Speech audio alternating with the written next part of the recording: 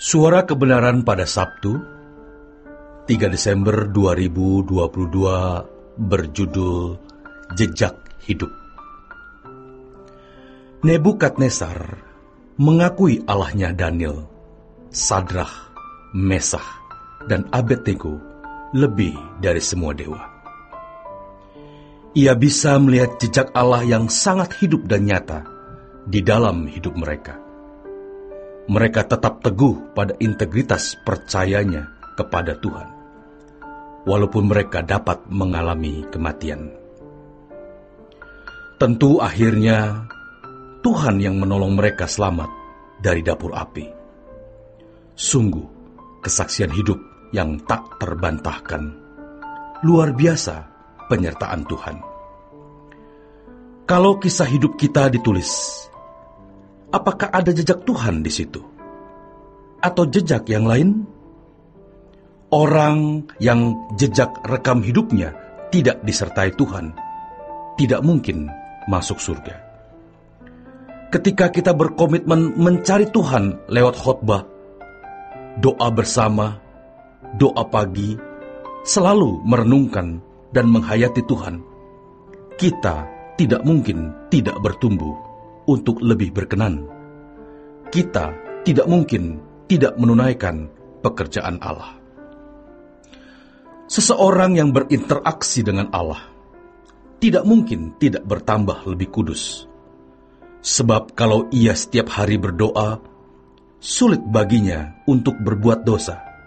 Bisa, tetapi sulit. Orang yang tiap hari datang menyembah Tuhan, berdoa, tidak mungkin dia bisa hidup dalam dosa. Itu tidak mungkin. Orang ini tidak mungkin tidak bertambah berkenan. Satu hal lagi, tidak mungkin ia tidak dibela oleh Tuhan. Ketika seorang pendeta atau siapapun mengesankan, seakan-akan dia punya eksklusivitas, keistimewaan di hadapan Allah, sehingga dia bisa mengalami Allah, maka jemaat menjadi mental block dan berkata, saya tidak bisa. Kalau dia bisa, memang dia istimewa.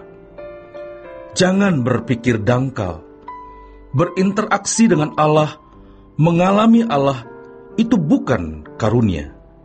Itu hak setiap orang percaya. Allah membuka tangannya, seakan-akan Allah berkata, siapa yang mau berjalan bersamaku? Tetapi Allah punya integritas. Orang itu harus memenuhi firman-Nya. Haus dan lapar akan kebenaran. Kerinduan kita kepada Tuhan sampai harus menyentuhnya. Kita pikirkan Tuhan siang dan malam. Pasti, kalau kita berurusan dengan Tuhan, Tuhan membawa kita ke standarnya.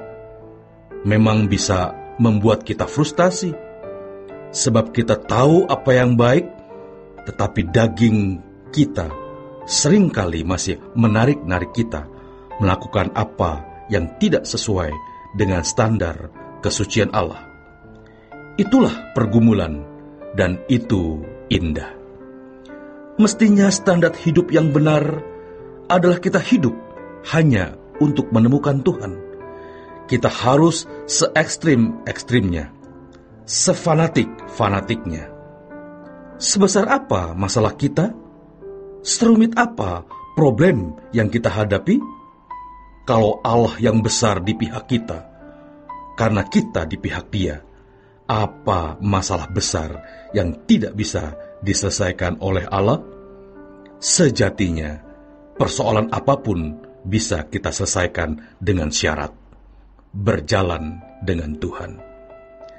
Segala kuasa, kerajaan, dan kemuliaan di dalam tangan Allah yang besar.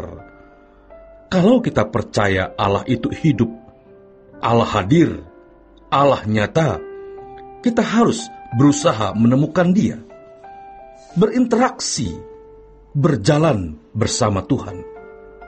Kita tidak perlu membujuk-bujuk Tuhan, berteriak-teriak minta tolong. Tuhan pasti menolong. Jadi saudaraku, apapun masalah kita, apapun kebutuhan kita, jawabannya adalah Tuhan. Tuhan punya banyak cara untuk memberikan kita pertolongan.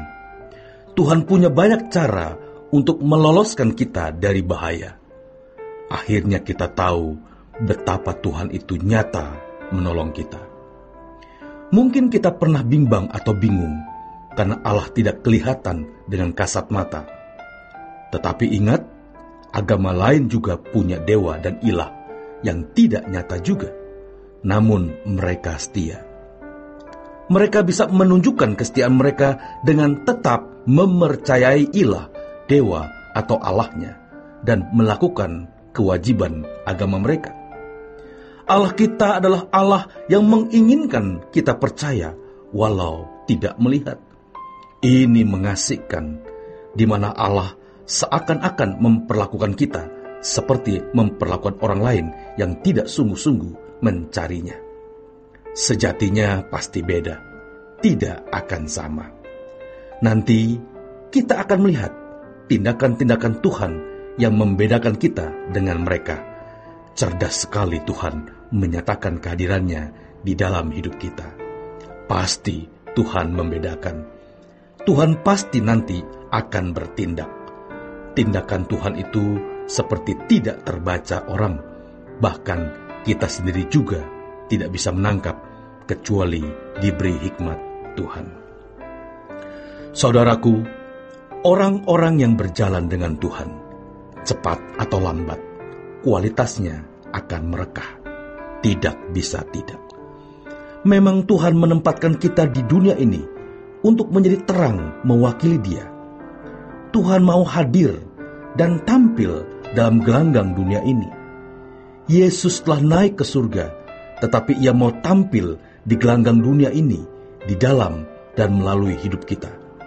Karenanya, seperti Rasul Paulus berkata, hidupku bukan aku lagi, tetapi Kristus yang hidup di dalam aku. Jadi, kalau kita berapologetika atau mempertanggungjawabkan iman kita di depan orang yang tidak seiman, atau yang seiman tetapi tidak dewasa, cukup dengan kalimat, Yesus pernah hidup, Dia juru selamat, aku saksinya. Dengan cara apa? Kita harus memiliki karakternya, sehingga hidupnya kita hidupi. Selamat berjuang saudaraku, Tuhan Yesus memberkati.